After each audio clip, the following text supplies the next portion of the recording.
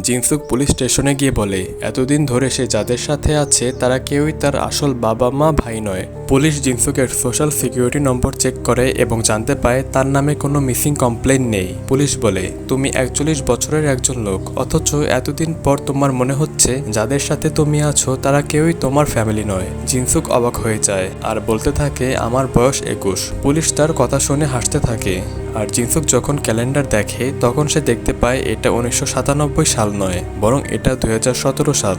এরপর জিনসুক আয়নার সামনে যায় এবং আয়নার সামনে গিয়ে সে দেখতে পায় তাকে দেখতে 21 বছরের কোনো তরুণ নয়, বরং সে একজন 41 বছরের মিড এজ লোক।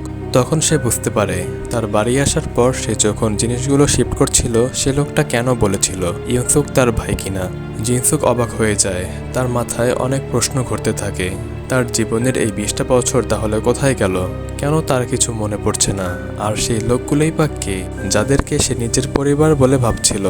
আর সমস্ত প্রশ্নের উত্তর জানার জন্য সে আবার তার বাড়িতে চলে আসে।